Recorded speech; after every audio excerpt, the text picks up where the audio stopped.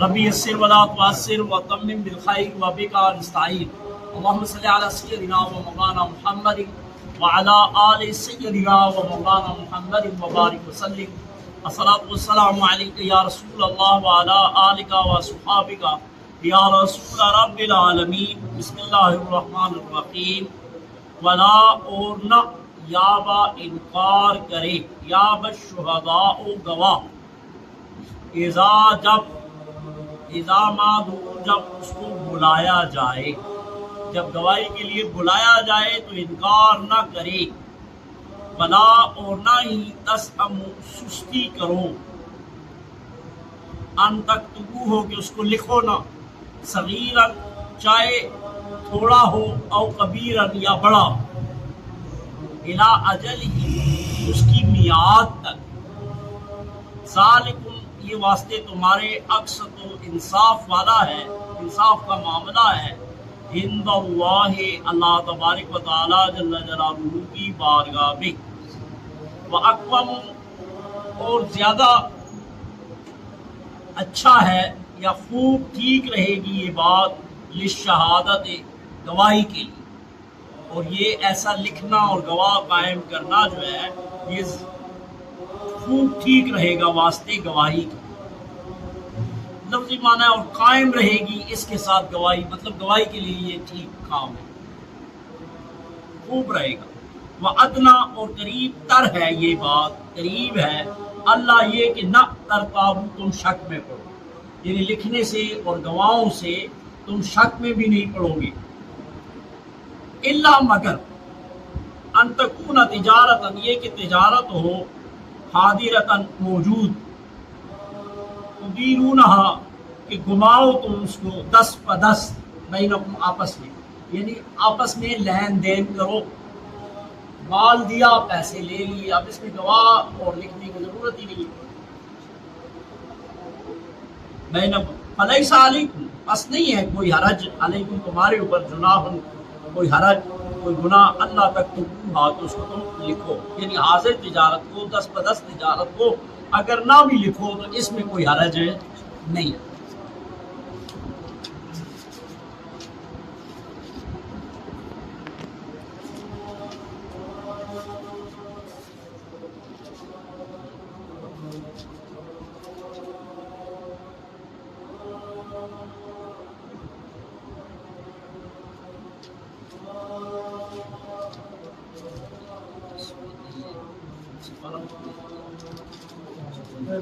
فائز بھی فائز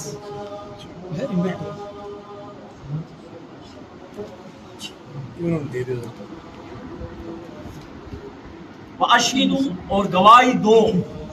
اذا جب تبایعتم تم آپس میں تجارت کرو، لین دین کرو، وَإِنْ اور اگر تفعلوا تم ایسا کرو، نہیں یہاں سے وَأَشْهِدُوا اور گواہی دو اذا جب کہ تبایعتم تم آپس میں تجارت کرو، خرید و فروخت کرو، ولا یضار اور نہ ضرر دو، تکلیف دو، کاتب کو لکھنے والے کو، ولا شہید اور نہ ہی گواہ کو، یہاں تو پھر گواہ اگر صحیح گواہی دے دے تو پھر کیا معاملہ ہوگا۔ وَإِن تفعلوا اگر تم ایسا کرو گے، فَإِنَّهُ بس بے شک یہ فسوق نافرمانی ہے، گناہ ہے، بکم تمہارا، واتقوا اللہ ڈرو اللہ تبارک و تعالی جل جلالہ سے، وَيُعَلِّمُكُمُ اللہ اور سکھاتا ہے سمجھاتا ہے اللہ رب العالمین تم کو، اللہ اور اللہ تعالیٰ بكل شيء علیم ہر چیز کو خوب جاننے والا ہے۔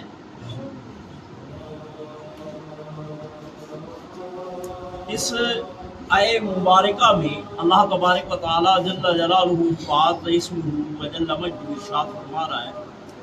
کہ گواہی کا انکار نہ کرو اور لکھو اور اس میں سستی نہ کرو، لیکن یہ یاد رکھو، ہم نے اس دن بھی پڑھا تھا کہ یہ لکھنا اور گواہ قائم کرنا یہ فرض اور واجب نہیں ہے، کیونکہ حضور پاک صلی اللہ تعالیٰ علیہ وآلہ وسلم نے بذات خود لوگوں سے قرضے لیے،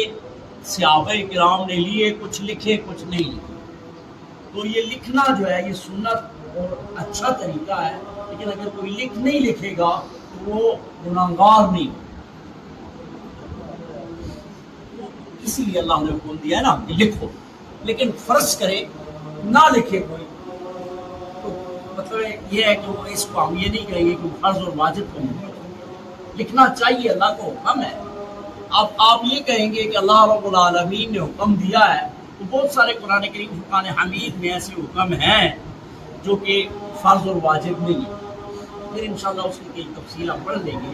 لیکن بہت سارے ایسے حکم ہیں قرآن کریم فرقان حمید میں، کچھ فرض ہیں کچھ واجب ہیں۔ اس ساری کی وضاحت جو ہے حضور پاک صلی اللہ علیہ وسلم کے عمل مبارک سے ہم سمجھیں گے، سنت سے سمجھیں گے قرآن کو، حضور علیہ السلام نے کس چیز کو فرض فرمایا ہے، کس چیز کو سنت فرمایا ہے، کس چیز کو واجب فرمایا ہے۔ اس سے یہ اچھا لکھنے میں سستی نہ ہو، اور یہ بھی نہ سوچا کرو کہ یہ تھوڑا ہے، 10,000 روپیہ دیا 5 دیا یہ کیا لکھیں گے، نہیں لکھ لو، اس میں مسائل نہیں پیدا ہو۔ سستی اللہ رب العالمین فرماتے ہیں نہ کرو، یہ چونکہ حقوق اللہ کا معاملہ نہیں ہے بلکہ یہ حقوق العباد کا معاملہ ہے، اور حقوق العباد جو ہے حقوق اللہ سے زیادہ ضروری ہے۔ ظاہر ہے حقوق اللہ میں لکھنے مکھنے کی کوئی ضرورت ہی نہیں ہوتی، نماز نہیں پڑھی قضا پڑھ لیں گے، اللہ کا معاملہ ہے، زکوٰۃ نہیں دی، حج نہیں کیا، اس میں لکھنے کی بات، لیکن یہ مخلوق کے معاملات ہیں، تو اللہ رب العالمین ان کی زیادہ اہمیت بیان فرما رہا ہے، اور یہ ناقابل معافی ہوتے ہیں حقوق العباد جو ہوتے ہیں۔ کسی بھائی کا حق لے لیا آپ نے، کسی مسلمان کے ساتھ زیادتی کر دی، تو یہ ناقابل معافی ہوتے ہیں۔ حقوق اللہ میں یہ ہوتا ہے کہ اللہ تعالیٰ جسے چاہے بخش دے، جسے چاہے نہ بخش، لیکن حقوق العباد جو ہیں اللہ تبارک و تعالیٰ جل جلالہ قیامت کے دن ہر ایک سے بدلہ لے گا۔ حضور علیہ السلام نے فرمایا کہ تم غریب فقیر کس کو کہتے ہو؟ تو صحابہ کرام رضوان اللہ تعالیٰ علیہ اجمعین نے عرض کیا رسول اللہ وہ جو اس کے پاس مال دولت نہ ہو۔ حضور علیہ السلام نے فرمایا نہیں، میں اس کو کہتا ہوں کہ کل قیامت کے دن آئے گا ایک آدمی اور اپنے عمل اور کردار کی وجہ سے بخشش کے لائق ہوگا، لیکن ایسے لوگ آ جائیں گے مطالبہ کریں گے یا اللہ اس نے میرے ساتھ میرا یہ مال کھایا ہے، میری جائیداد قبضہ کیا ہے، مجھے گالی دی ہے، مجھے مارا ہے، میرے ساتھ یہ کیا ہے، میرے ساتھ یہ کیا ہے، اللہ تبارک و تعالیٰ جل جلالہ اس کی نیکیاں اٹھا اٹھا کے پھر نیکیاں ختم ہو جائیں گی، اور ایسا بھی وقت آئے گا کہ اور مطالبے والے آ جائیں گے، اب تو اس کے پاس کچھ ہوگا نہیں، اللہ تبارک و تعالیٰ جل جلالہ فرمائے گا ان کے گناہ اٹھا کے اس کو دے بدلے۔ حقوق العباد کے معاملے میں بہت زیادہ احتیاط کرنی چاہیے۔ گواہی یاد رکھو کہ ایک ہوتی ہے یہ جتنے بھی ہمارے قوانین ہیں نا، یہ کچھ حد ہوتی ہیں اور کچھ تعزیرات ہوتی ہیں۔ حدیں وہ ہے جو اللہ تعالیٰ نے اور اللہ کے رسول نے مقرر کر دی ہیں، مثلا چور ہے تو ہاتھ پہ کوئی یہ حد ہے، شراب پی ہے تو 80 کوڑے مارو یہ حد ہے، مقرر ہوتی ہے، قاتل کو بدلے میں قتل کر دیا جائے، بدکار کو سنسار کیا جائے، یہ حدیں ہیں۔ اور تعزیرات وہ ہوتی ہیں جو وقتاً فوقتاً قانون، جس طرح اسمبلیوں میں قانون بنتے ہیں اس کو تعزیر ہے، جو یہ ہے نا حدیں، اس میں بعض چیزیں ایسی بھی ہیں کہ ان کی گواہی چھپا لینا زیادہ بہتر۔ مثال کے طور پر کسی آدمی نے بدکاری کرتے ہوئے آپ نے کسی کو دیکھ لیا، یہ گواہی چھپا لینا بہتر ہے۔ دے دی تو گنہگار نہیں ہوں گے، لیکن چھپا لو گے تو کسی اور کا نقصان نہیں ہے، اور ایک مومن مسلمان سنسار ہونے سے، کوڑوں سے بچ جائے، اس پہ پردہ ڈال دینا چاہیے۔ اگر اس قسم کی کوئی چیز آپ دیکھ لیں تو بہتر یہ ہے کہ پردہ ڈال، اگر گواہی دے دی لوگوں کو بتانے کا کوئی فائدہ نہیں کہ اس کو ذلیل کرے۔ ہمارے ہاں تو کوئی گواہی کا کوئی تیار نہیں، صرف لوگوں میں ذلیل کرتے ہیں نا۔ گواہی بھی دینی ہے تو پھر قاضی کے سامنے دو جو سزا دے، تو یہاں تو وہ سسٹم ہی نہیں ہے، لہٰذا چھپا لینا، پردہ ڈال دینا، کسی کے عیب پر پردہ ڈالو، اللہ تعالیٰ تمہارے ستر ویو چھپا دے۔ اس طرح کی کوئی کیفیت ہو تو اس میں پردہ ڈال دینا، یا شراب ایک آدمی پی رہا ہے تو اس میں اور کسی کا کوئی نقصان نہیں ہے، سمجھاؤ اس کو۔ اگر گواہی دے دیتے ہو قاضی کے سامنے تو اچھا ہے، لیکن اگر نہیں دی چھپا لیا ہے تو یہ بہتر، اس میں کسی اور کا نقصان نہیں۔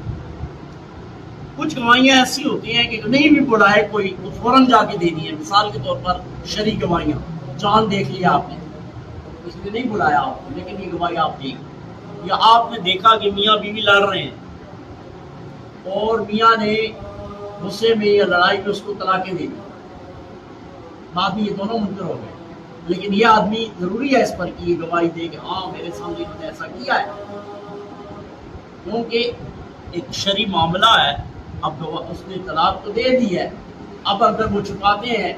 تو ظاہری بات ہے کہ میاں بیوی کی حیثیت تو ان کی نہیں ہے، گناہ گار ہو رہے ہیں، تو اس آدمی پر ضروری ہے کہ یہ گواہی دے، کوئی بلائے کہ نہ بلائے. بعض گواہیاں ایسی بھی ہوتی ہیں. اور یہ تجارت ہے، تجارت میں بھی جو دست بدست ہو، اس میں دو قسم کی چیزیں ہوتی ہیں. ایک وہ ہوتی ہیں جو جلدی ختم ہو جاتی ہے، مثال کے طور پر یہ کریانے کی جتنی چیزیں آپ لیتے ہیں، آٹا لیا، گھی لیا، چینی لی، پیسے دیے، چیز اٹھا لی، اس میں لکھنے کی کوئی ضرورت نہیں ہے، تکلیف ہے. لیکن اس میں بھی بعض چیزیں ایسی ہوتی ہیں جو دیر پا ہوتی ہیں. مثال کے طور پر آپ نے یہ گھر لے لیا، گھر بھی سامنے ہے، دست بدست ہے نا، پیسے آپ نے نقد دے دیے، لیکن یہ باقی رہنے والی چیز ہے اور بعد میں مسائل پیدا ہو سکتے ہیں، تو یہ لکھ لینا چاہے دست بدست بھی ہو. ایسی چیزیں جو باقی رہنے والی ہیں تو ان کو لکھ